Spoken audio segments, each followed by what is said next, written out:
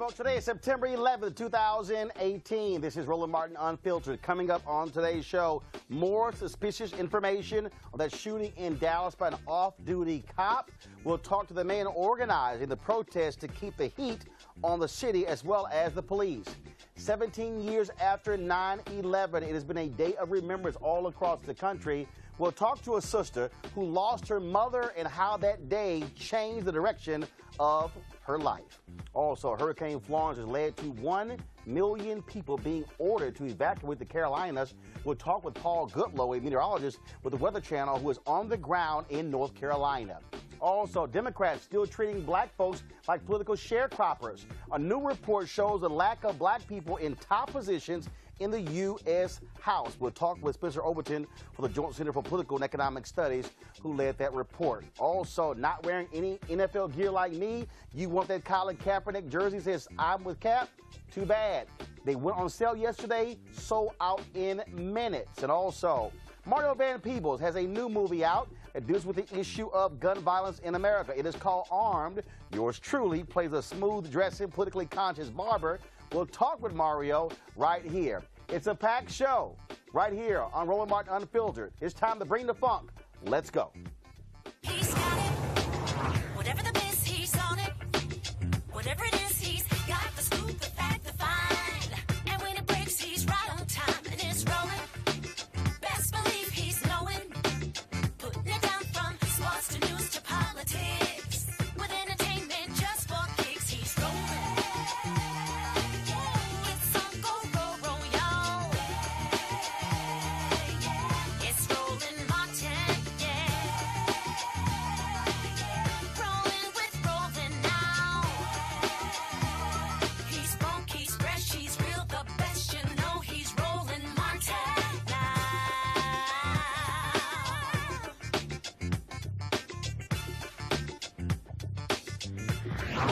Martin.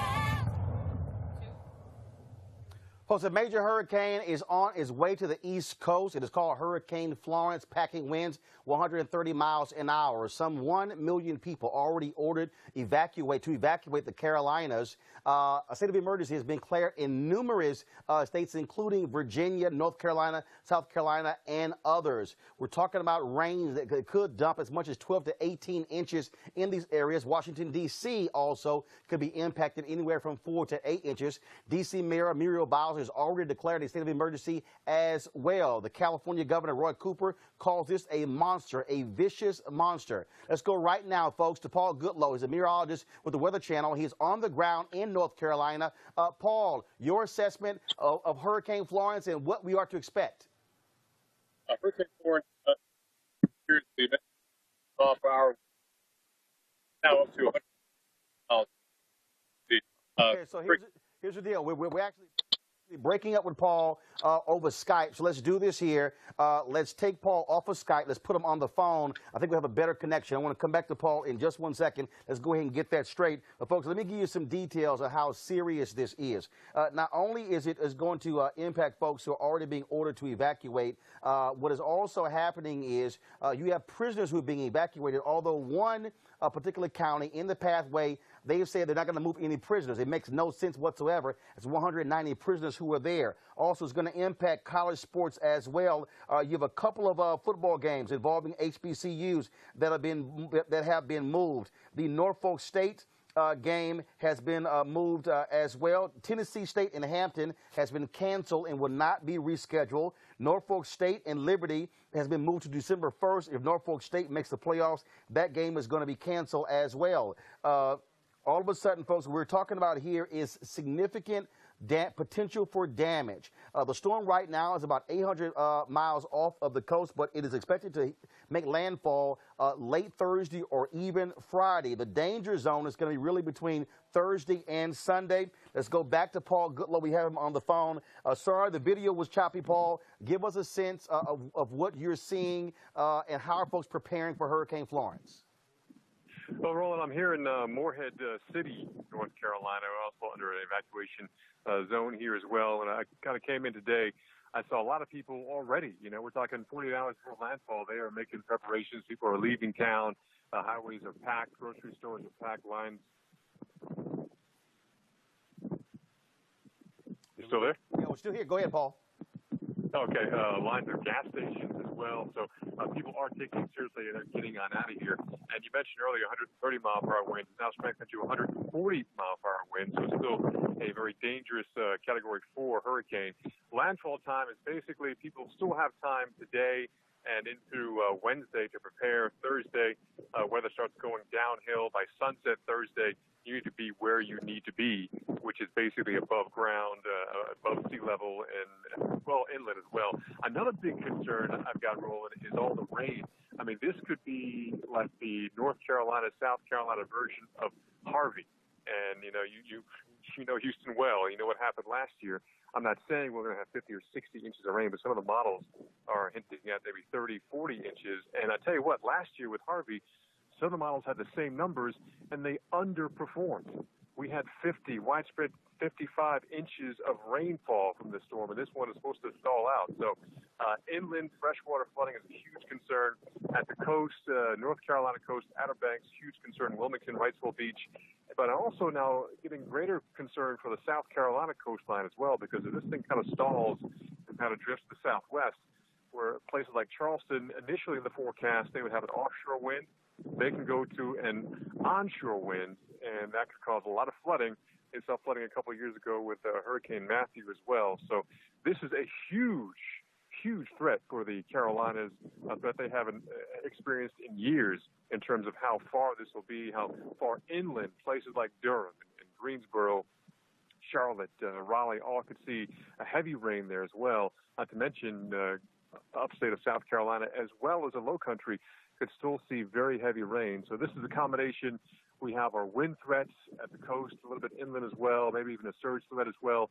But it's going to be the several days of rain, which could extend as far west as Atlanta, maybe an inch or two. But it's not just going to be in one day. It's going to make landfall sometime midday on Friday, and then not really wind down until the end of the weekend. So we're talking maybe a 2, 3, 4 day rain event in some locations. Paul, also we're seeing that how is this going to impact our folks in Bermuda?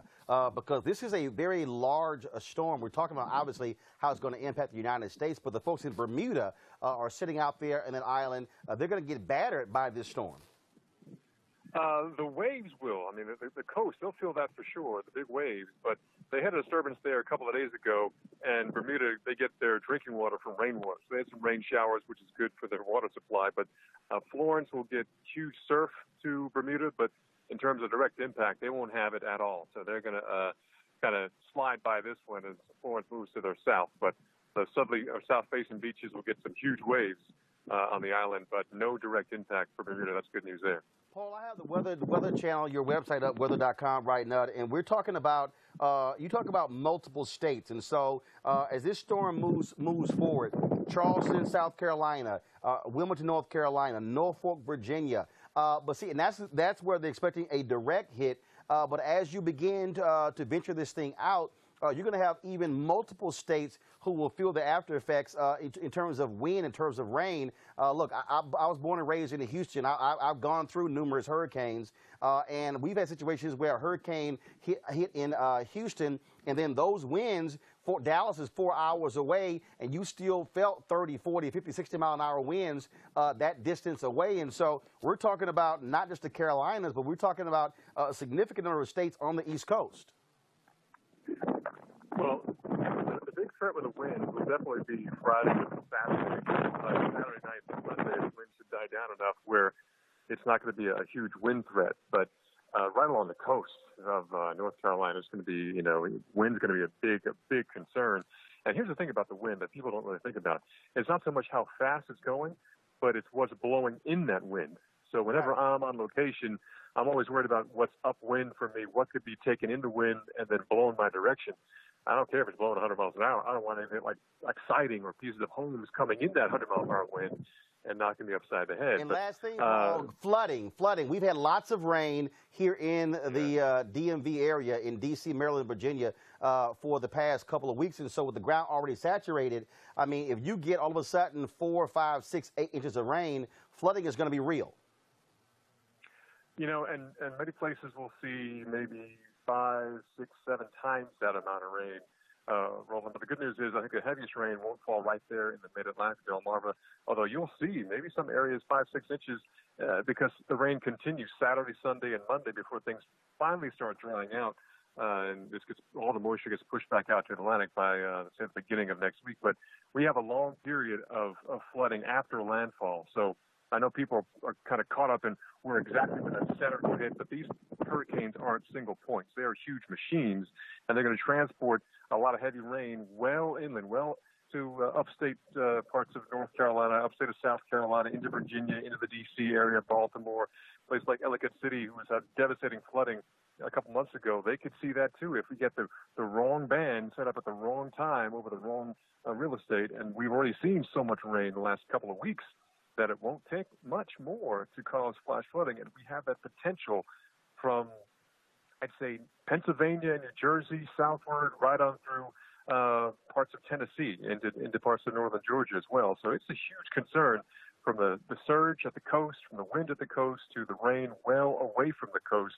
We're going to be talking about Florence for maybe close to a week from now. All right, then. Paul Goodlow, meteorologist for the Weather Channel. We'll be watching your coverage on the Weather Channel. We certainly appreciate it. Stay safe. Thank you. All right, folks, let's turn our attention to Dallas, where the stories around the shooting death of Botham Jean in Dallas keep getting weirder and weirder.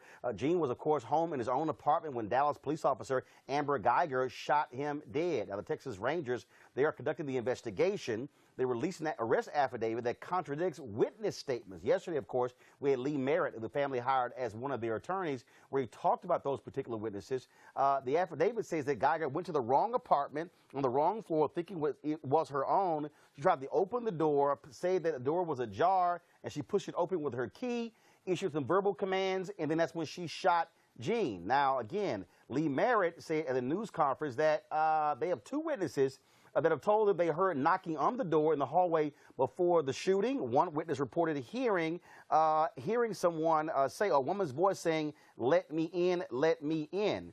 Joining us right now from Dallas is Minister Dominique Alexander, founder of Next Generation Action Network, which organized protests there in Dallas. Dominique, good to see you again. This is an unbelievably crazy story. Surely folks in Dallas are saying, what is this officer talking about? She parks on the wrong floor. She goes to the wrong apartment.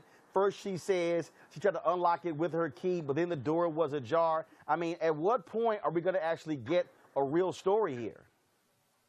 I think there are major complications with her story from the beginning, from that night.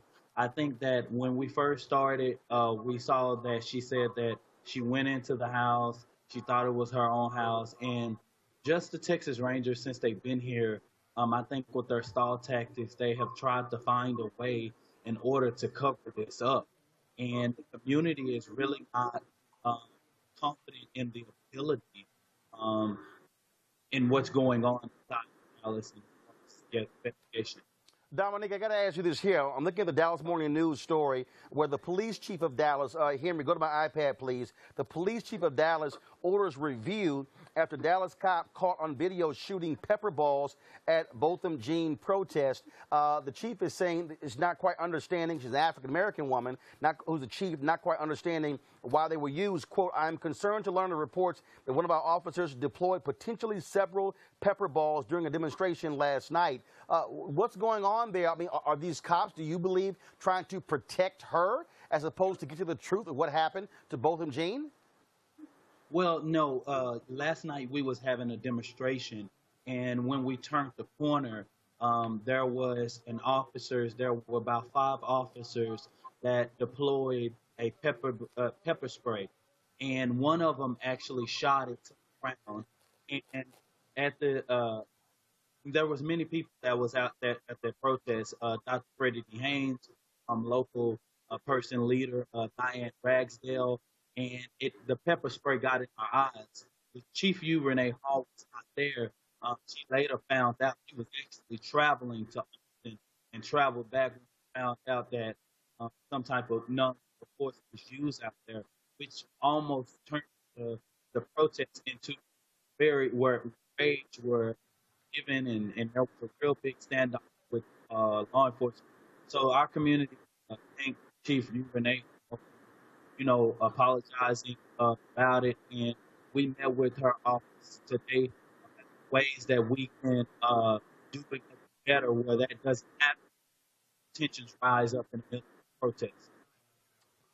Gotcha. Well, Dominic, look, we certainly appreciate you joining us, giving this perspective. We'll certainly keep our eyes on this story because, again, it's just shocking to see and hear of these multiple stories she's been given that totally contradict what she said on that particular night, and also how she has been treated thus far by this investigation. So we appreciate it. Thanks a lot. Thank you so much. All right, folks. Today is, of course, September 11th, the 17th anniversary of the deadly terror attacks that led to nearly 3,000 people dying and also changed this nation forever. Lots of images and stories from those days. And, of course, African Americans were also killed on that particular day, not only in the tragedy on those airplanes and also in the World Trade Center, but also as first responders. Now, one story we want to tell you about is about Paula Edgar, who lost her mother, Joan Donna Griffith, in the South Tower of the World Trade Center. Now, that event changed the course of her life, and she joins us right now to talk about this day as well as her mother. Paula Edgar, welcome to Roland Martin Unfiltered. Hi, Roland. How are you? It is good to see you, but even unfortunately on this sad day, even though it's been 17 years, for you, what happens as you approach September 11th? Because unlike losing a loved one, and it's just losing that loved one, in many ways, this is having to deal with this with not only 3,000 folks who killed and those families and other people who have been impacted. I mean, you're a part of really an international tragedy. Mm-hmm. So it varies year by year. I will say that when it was more recent, it was a lot harder to deal with the approach, but I constantly understanding the impact that has occurred in terms of how we approach the day different. I'm hearing a little bit of feedback. Yeah, so we're having a slight issue with your Skype. So what I want our folks to do is just to tighten it up and then let me know if we're straight in terms of with the Skype. And so if y'all can let me know to make sure that her Skype is fine, I'll continue our conversation. Okay, so you can hear me now, Paula? I can hear you, yes. Okay. I can also hear them. Okay, gotcha. And so this is, of course, there were events taking place in Pennsylvania, in New York City, in Washington, D.C. as well. For you, going back to that day, what happened for you? What did you go through? Were you able to talk to your mother that day? Or was it the last time you actually communicated with her? So I was living in California when 9/11 happened. I was 3,000 miles away from her. But my mother and I, every single day, and that was in the day when you had to use, 800 numbers to dial to get, and everything else was long distance. I had 800 numbers. I had access to speak to her every day. And in fact, the day prior to 9/11, on September 10th that year, the very last thing she said to me was, "If you don't love him, don't marry him." And Wow. at that point, yes, at that point I was engaged to someone who I did not know, and I was not. So those were the final words that she was able to give, and I took that 100% to heart in terms of that. The next day she was gone. Your question, how we approach September 11th, is it varies on the year, right? Because I share September 11th with everyone. Right. Our family shares this. And so because of that, I understand that it's not a legacy for my mother, but the legacy of being a victim of a historic event, of course, American history. So when you say it changed your life, this is my last question. How did it change the direction of your life? Sure. At the time my mother was killed, I really wasn't sure what I was going to do with my life. After she said to me, "If you don't love him, don't marry him," immediately ended my engagement. And after coming back to New York, I decided that I was going to become an attorney. The families that I work with, or the attorneys that we work with, families' grief were instrumental in us being better. They helped us build victims' compensation fund and my mother's will and estate. And from there, I decided that I wanted to be able to help people becoming an attorney. Well, Paula, we certainly are sorry for your loss. It has been 17 years. No one ever gets over losing a loved one, especially their mother or their father. And so we certainly thank you for joining us to honor her memory. Thank you so much for having me today. All right, thanks a bunch. I want to introduce our panel now. Of course, we have Tiffany Lofton, who is the head of the Youth and College Division of the NAACP. Also, Spencer Overton, head of the Joint Center for Political and Economic Studies, and also head of the Urban Conservative Project, Liz Copeland, who joins us via Skype. And so glad to have all of you here.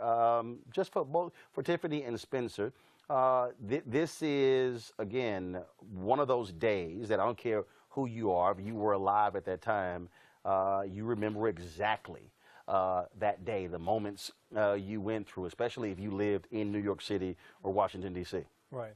And so I think that's why it's so important to talk to Paula, to put a human face on it. There's so many political things in terms of who we're going to get back and what's the strategy and that kind of thing. But there is a real human loss here in terms of Paula and her mother, and just having empathy for that is incredibly important.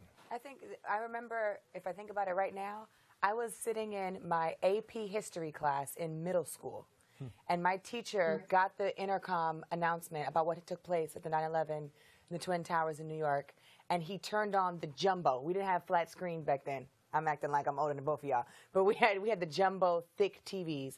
And they immediately turned the news on, and we watched the second plane go into the second tower. And being in middle school and I was in Los Angeles, California at the time, not recognizing how bad it was or what exactly was going on or happening, and then realizing or knowing that this is families that have lost their loved ones. This is friends who have lost their loved ones. This is partners who have lost their loved ones. And thinking about all the catastrophes that have happened since 9/11, because there have been a lot of them.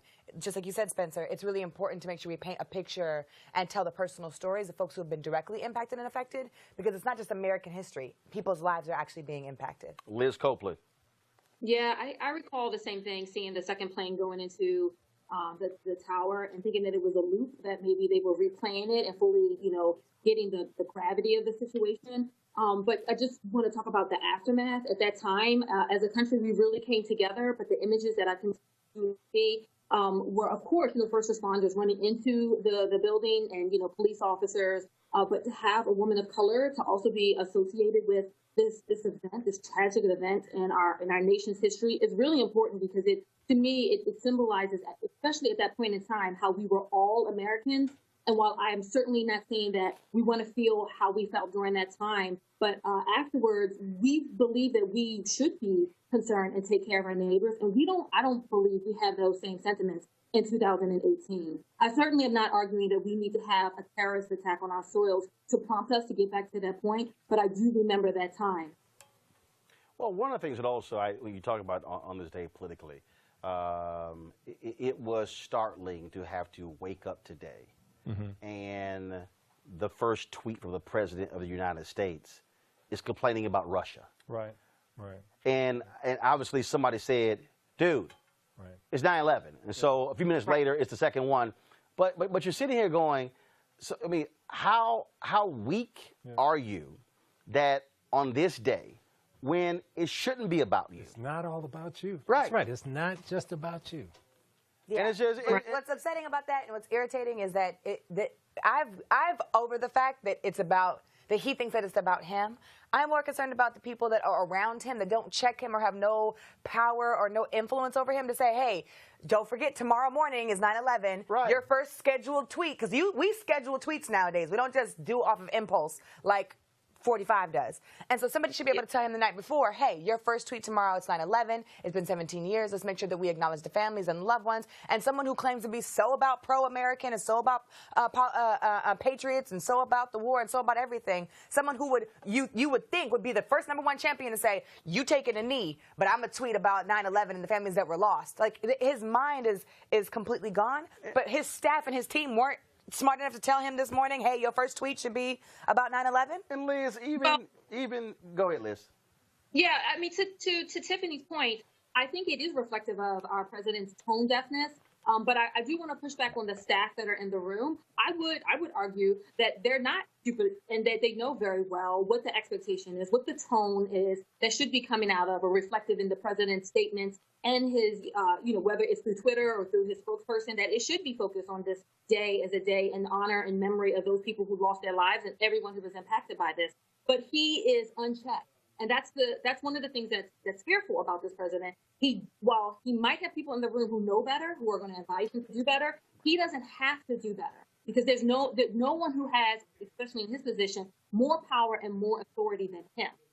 Well, I just think it's, I mean, again, it's pretty much childish, but that's what we can certainly expect from the one sitting in the Oval Office. And again, I keep saying I can't call somebody president if you can't even respect the office yourself. He's also getting lots of criticism along with his wife Melania for posting images of themselves about 9/11. It's like you're using a photo and also using a photo from last year. And so, I mean, goodness, you think you could use an image of the World Trade Center or whatever. Anything. But again, but this is sort of what we have to deal with and expect here in this country. All right, folks, hold tight 1 second. When we come back, we're going to talk about this new report from the Joint Center for Political and Economic Studies that details the lack of black folks in top positions in the House. Democrats, what's up with y'all treating black folks like political sharecroppers? Oh, yeah, I'm going to explain that when we come back right here, Roland Martin Unfiltered.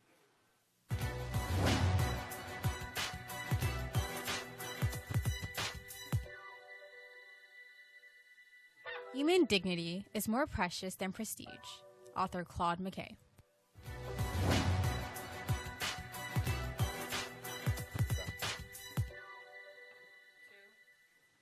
All right, folks, here is the lead headline in this new report detailing the hiring of staff in the U.S. House of Representatives.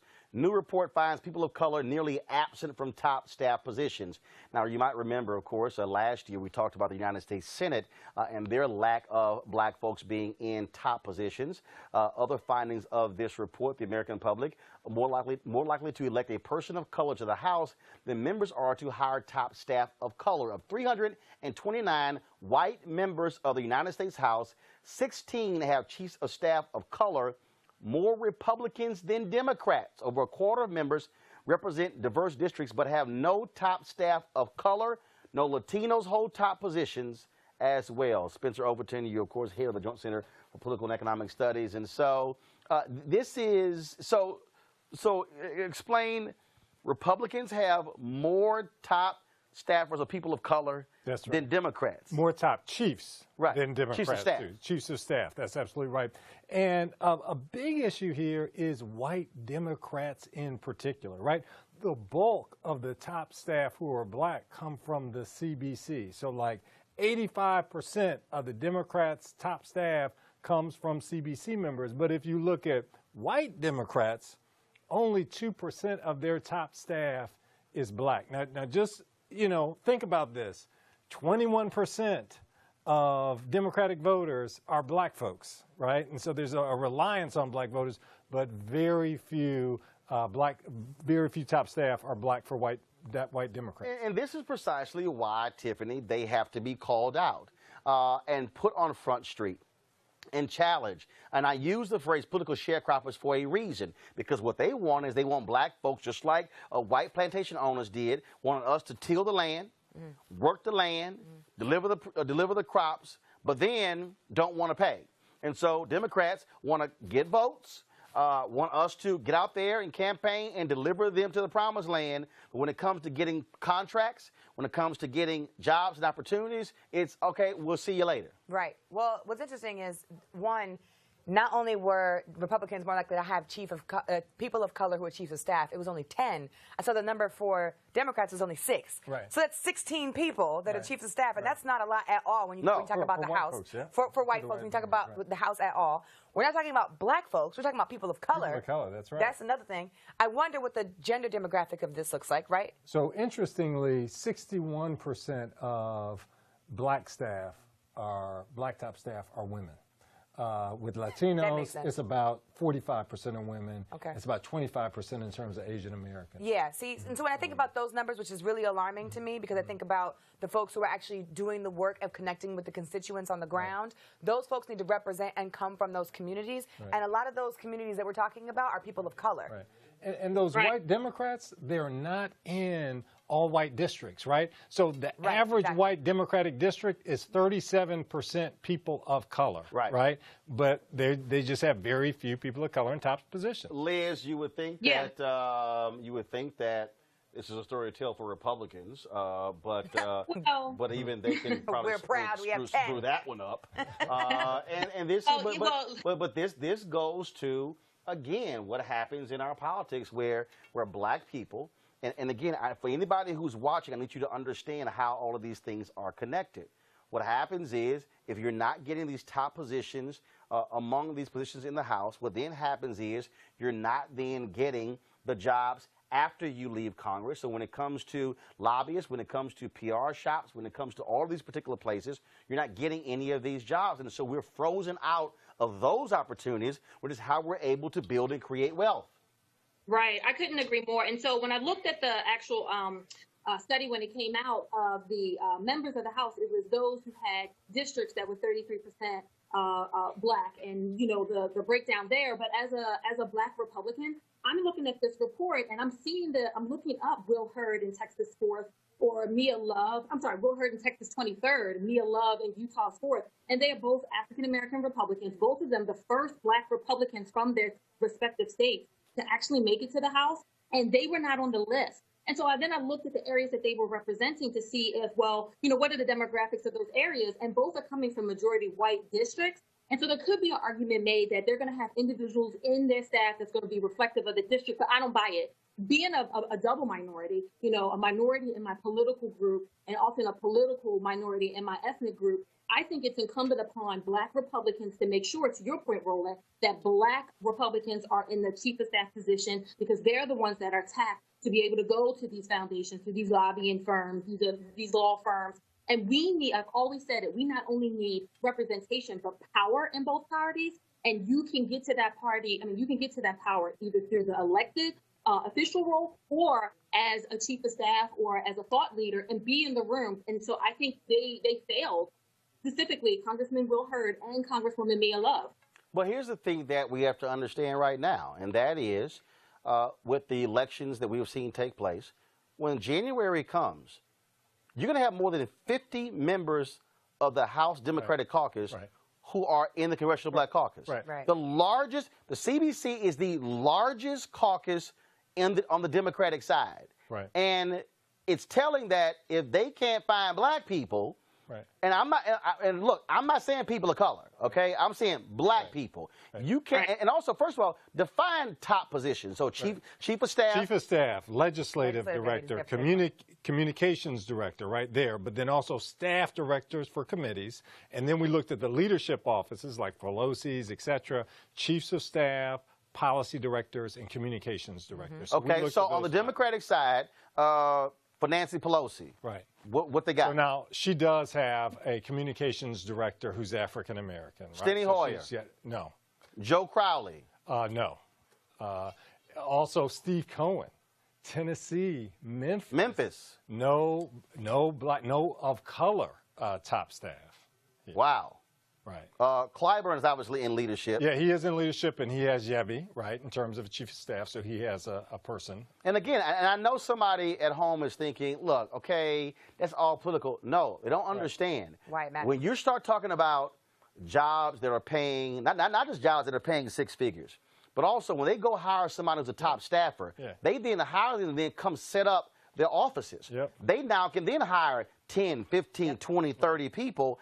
And then if you don't have any people of color, any black folks, well, you're never going to get those kind of jobs. And they also help decide what's the priority of the office is going to be sometimes as well, right? So when my student organizations have actually gone and done lobby visits, we're not usually meeting with the Congress member when they can't meet. We're talking to the legislative director or we're talking to the chief of staff person. And so when I think about that role, it's like, well, how much agency, and I'm not making the color of your skin synonymous with the priorities that you're going to have, because we've seen that be different too, and not always be be on our side. But it's important for us to think about what are the opportunities that are being shown up for people of color in high positions and high offices in our government that are not just elected officials, but those who actually make those decisions. Spencer, then Liz. Yeah.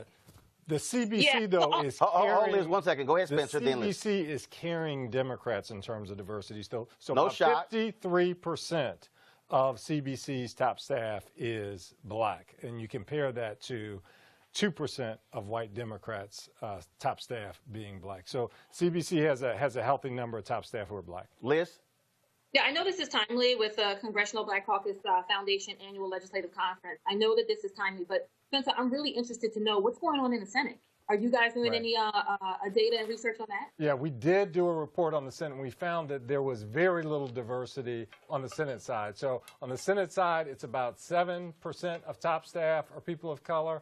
On the House side, about 13% of people of color. But see, always the assumption was there's no problem in the House because you got the CBC, you got the CHC. But there is a problem when you say that people of color make up almost 40% of the population in this country, but they're only just over 13% of top staff. There is a problem. What's next?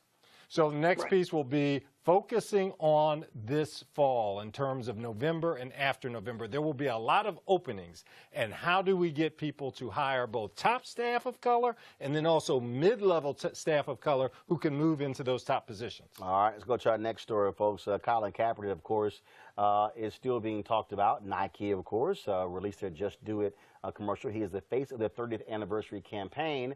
Kaepernick, of course, who has not played in the NFL since 2016. Last year, his jersey was still in the top 50 of all jerseys, player jerseys purchased. The folks were buying his San Francisco 49ers number 7 jersey. Well, instead of buying that jersey, Kaepernick actually released his own. It's a black jersey, the number 7.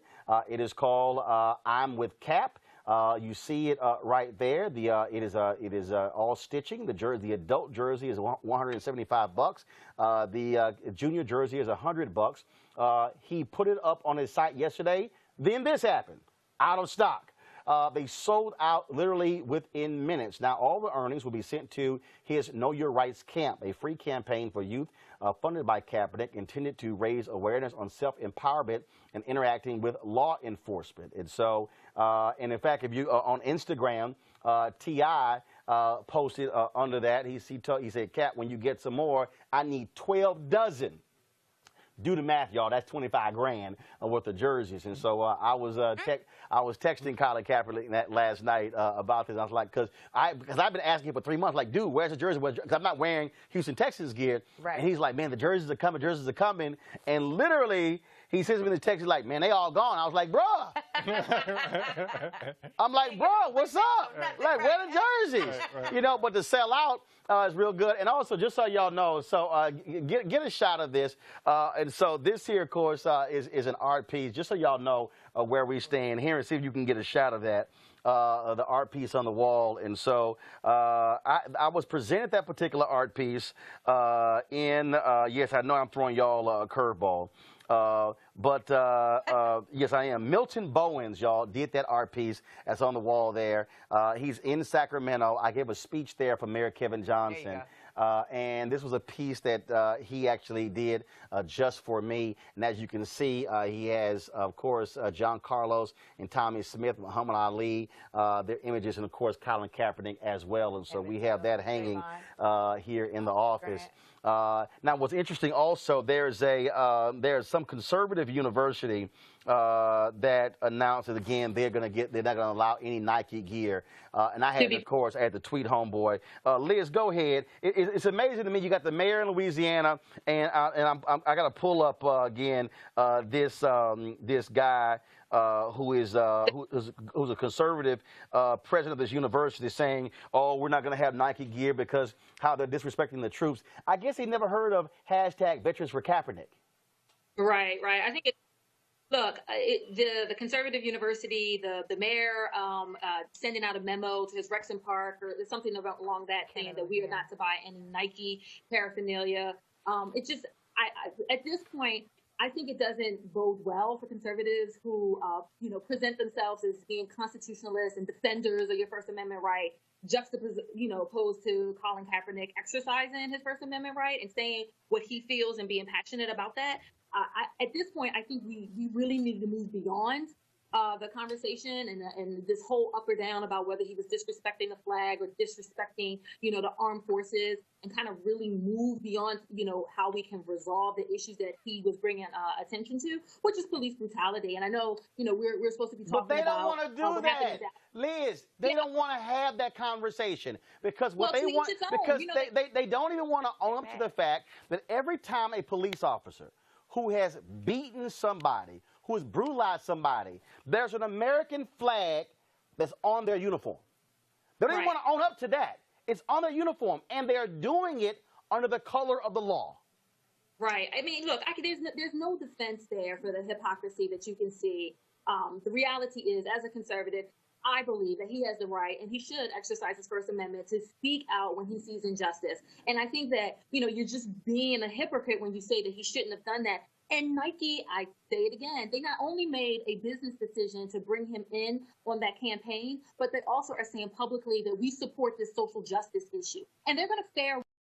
I just think it's ridiculous that people are burning their shoes and everything that's related to it. They're stuck on stupid. The right to decide. Spencer, go ahead. And Liz, the hypocrisy is not just the First Amendment piece. It's this notion of, let's say, being a libertarian and being free from state oppression, and this notion of sanctioning violence against black folks, this notion that we are going to block out that black lives have value, right? We're going to block that up. Extension, Spencer. They didn't say anything about black lives not having matter. What they said was, this is a company that supports a message that they don't agree with. Who is they? Because I heard that multiple times. No, who is they? Because I've heard that multiple times. And my issue is this: we think about how the movement for Black lives and how organizers and civil rights organizers have been doing this work for a very long time. We saw the fluke and whack march that took place with white supremacy here in D.C. Right. It didn't go the way it was supposed to go. Colin Kaepernick sold out of his jersey in less than a couple of hours. That's a sign. We are electing black people and people who represent people's voices in the primaries this year, and the movement is currently working, and people are upset, salty, and mad about it, and I don't care. Speaking of salty, this guy who's the president.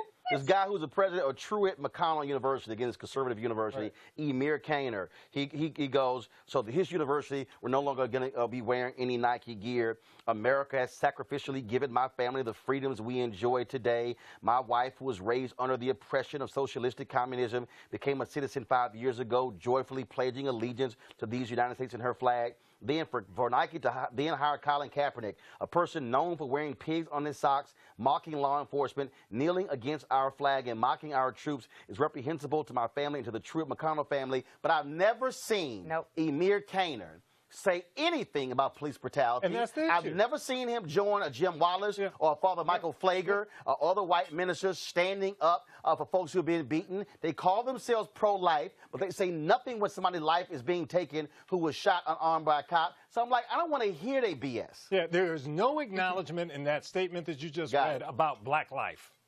Right. I mean, of course, because they're not going to say that. Yeah. So, Liz, your final comment on this topic. I just restate that they have the constitutional right to be as ignorant as they choose to be and to have actions that are just, I think, stupid related to burning Nike equipment. And we should continue to respect and honor Colin Kaepernick's decision to exercise his rights to speak out on injustice. All right, folks. We're going to go to a break right now. When we come back, we're going to talk about with Deborah Owens, America's wealth coach, Kevin Garnett. How in the hell did you lose $77 million? You ain't know what your money people were doing? Deborah Owens will explain to you what you need to do to ensure you protect and look out for your money. Back on Roland Martin Unfiltered in just a moment.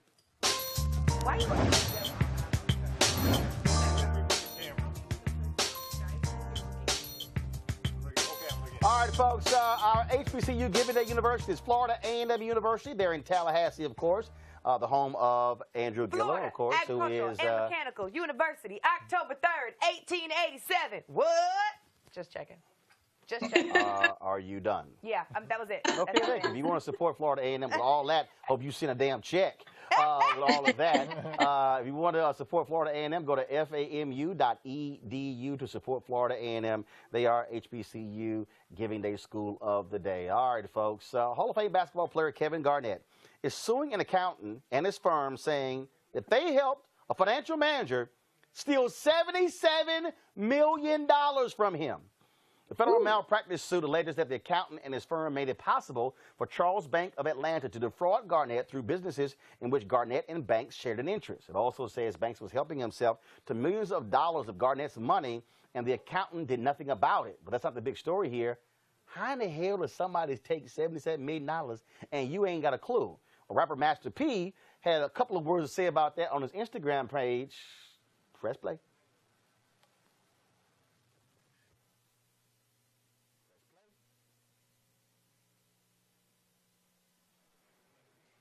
All right, y'all. So good. The computer froze there. We'll try to get it straight. Master P basically said, "How you not know what you were doing?" He said, "You're supposed to have accountants to look after the accountant to look after the accountant." He said, like Biggie said, lawyers looking after lawyers after lawyers. Joining us right now is America's Wealth Coach, Deborah Owens. And so, Deborah, now, there are people out there who like, look, I ain't got $77 million. But there are people who literally entrust their retirement or their investments to a money manager and not really paying attention to what's going on, saying they're the expert. Yeah, you know, I always say that ignorance is expensive. And the fact is, Roland, that the average person, when they pull out their retirement account statement or their investment account statement, they don't actually know what they're looking at. And so, you know, here are a few tips. If you look at Kevin Garnett, his situation, the bottom line is your accountant had the money, but where was the money being held? So here's a clue. You want to make sure that if you have an advisor of any kind handling your investments, that those funds are held in an investment account and that you can actually check it on your own by calling the investment company. And typically it is also insured if it's in an investment account by the Securities and Investor Protection Corp, which insures your account. You know, certainly not up to $77 million, but it is insured to a certain point. So the key here, like if you look at even Madoff, how he was able to kind of swindle all those investors, it was because they were making phony statements. And so, again, make sure that your statements are held at an investment company and that you can check those balances without having to go to your advisor. And when we say check, again, don't just say, oh, you gave me a sheet of paper. No. I want to be able to go look myself at my stuff, and I want to be able to check it at any time without having to get your permission to know how much money I got in my account. That's right. And another thing, I think what so many people get tripped up on is what is a financial advisor and what are their designations, right? So there are two places that you can go no matter how much money you have to find out about your advisor and whether or not he's got any kind of complaints or, you know, sometimes they can be barred from the industry and you not know it. So the first website I want to give out is called FINRA.org. And so that's the financial regulatory who basically keeps track of all licenses for advisors if you have a securities license. The second, and you can go to right on their website, it says broker check, and you can literally just put somebody's name in there. You can put my name in there and you'll know exactly how many investment companies I was with and how many I was with, right? The other resource that's great is typically you're also regulated by the Securities and Exchange Commission. So you can go to sec.gov and get that same information. Now, here's when it gets a little tricky, though. Like if you have a registered investment advisor, typically they're regulated by individual state, and where that regulatory body is located in each state can be different. So, you know, just go to your state's website. Sometimes it can be whatever the organization that handles consumer protection, or it's the state attorney's office if you want to find out about an advisor. But here's the bottom line, Roland, is, you know, the best way to find a financial advisor is to get referrals from other people, and that advisor should have some kind of track record and be able to show you how they've helped other individuals. Yep.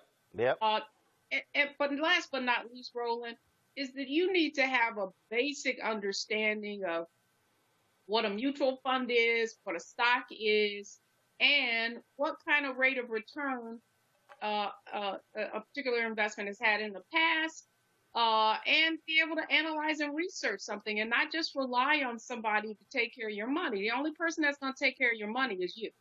All right, then. Deborah, where can folks reach you for more information? Well, they can go to my website, deborahowens.com, and I want to invite people. I've got a free workshop.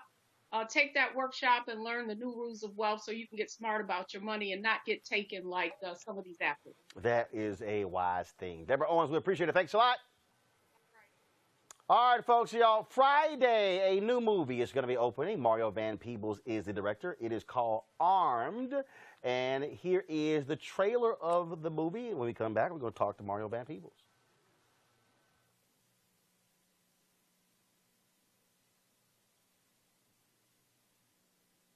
You know, I don't see what is wrong with loving and respecting your wife. Amen. I've been loving and respecting my wife for 18 years. Even my girlfriend knows that. Turn the TV up. There's been another mass shooting today. I take a lot of heat where I say guns, you gotta have them. This sort of thing just seems to be happening with more and more frequency. Man down! We need backup! Chief, you need to see this. Get out now! Something happened to us in that raid, Chief. We were exposed to some sort of chemical. Here we go. We're just gonna go down the dark hole of conspiracy theories. This mission requires that we stay cool. Cool breeze, baby. We do not recognize the federal government. They're gonna recognize you. We don't know who's messing with our heads. We're just looking for some answers. Are you off your meds? I did a little bit of research on you. A lot of people think I'm like a ticking time bomb. Other people say, hey, look, this guy is a public hero. All I can tell you is killing those bad guys felt like the right thing to do. How's this crazy fool gonna know who's the bad guy? They're messing with our Second Amendment, Chief. I'm an American. I have the right to bear more arms than anybody on this planet. You got a gun! You're crazy. I'm sorry. Boobs or booty? Booty? Don't write no check with your mouth, your ass can't catch, huh?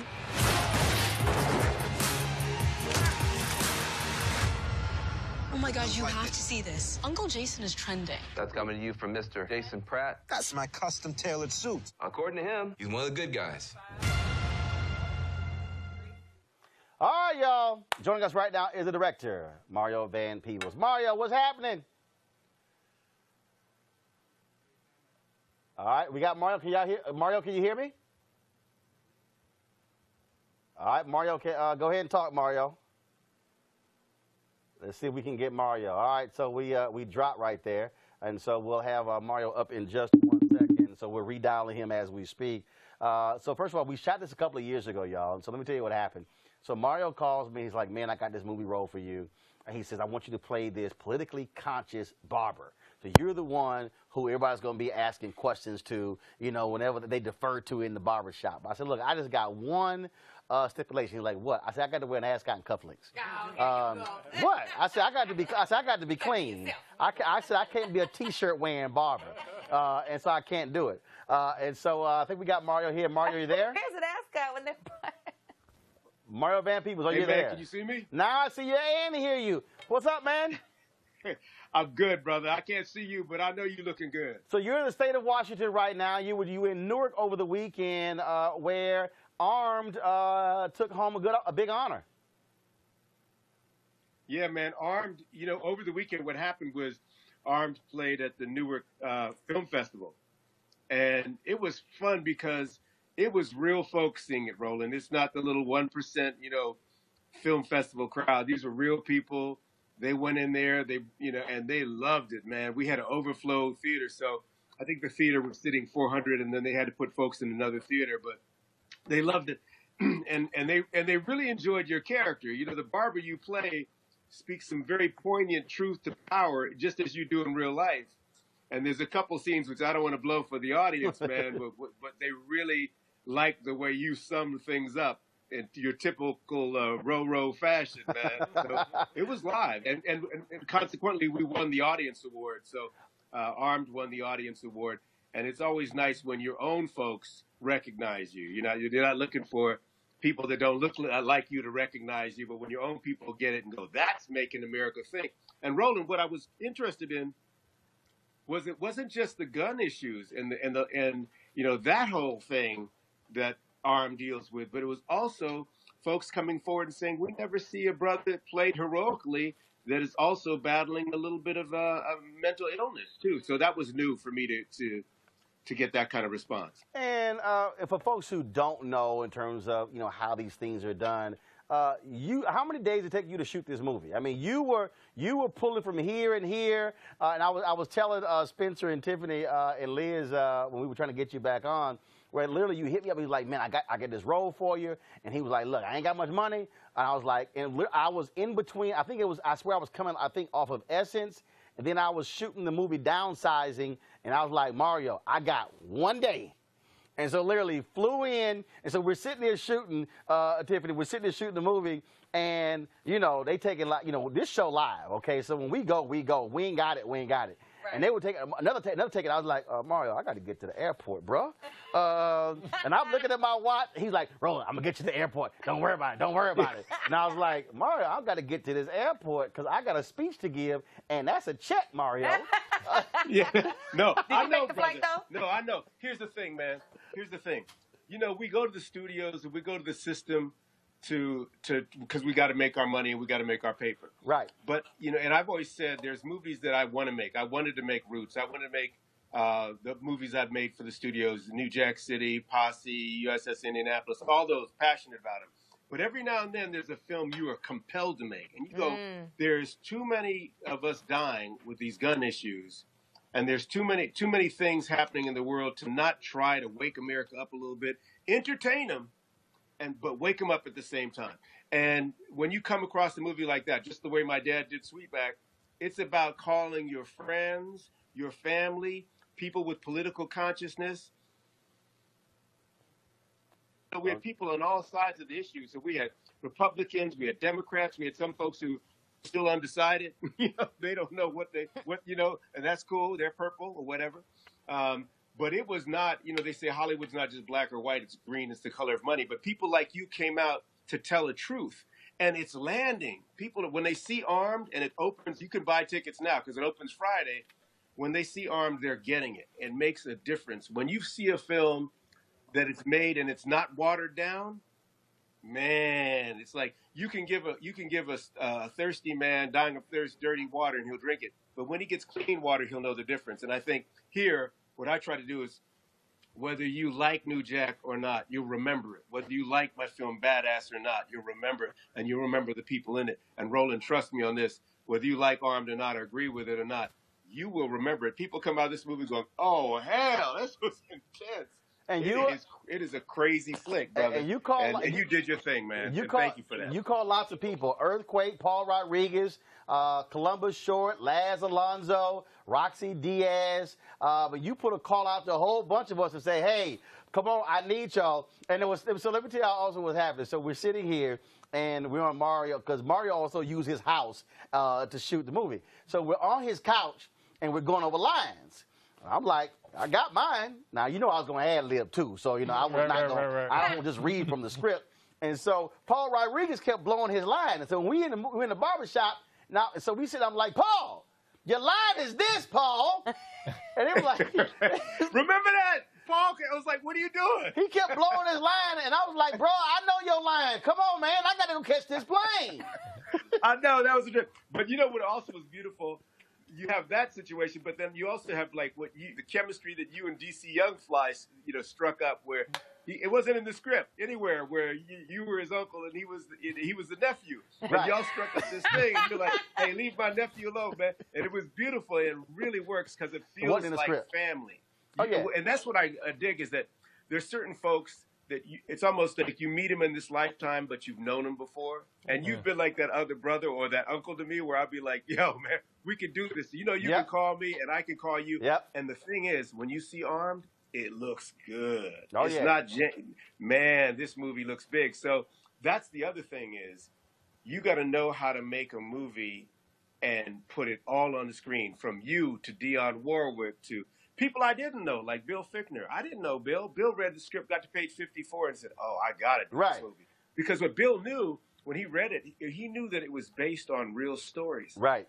Like that whole story about Chris Donner, the brother, the cop that they did wrong. And he went after the police department, the LAPD. And then they wound up in the shootout up in Big Bear. That affected the ending of Armed. That whole thing with Charles Ramsey, where he discovered the little white girl locked in that house, and then they did a whole YouTube video on Charles Ramsey saying he had ribs with this dude. You remember that? That affected our movie. So the movie has a lot of real stories in it, and you know the NRA is always saying nothing stops a bad guy with a gun like a good guy with a gun. Well, as you know, in Armed, I play a good guy with way too many guns, and he's on the no-fly list. So, folks, and when you say at the end of the movie, like they say, well, because my character's on, says, I just, had to stop those bad guys. It felt like the wrong thing to do, and you say, how the hell is this character beating me? Look at my shirt, right? Right. How's this fool gonna know who the hell's the bad guy? Right. And that's why I say Armed, and underneath you see the line. Underneath it says, what can go wrong? Right. Well, here's the deal, folks. The movie opens Friday, September 14th, in select cities.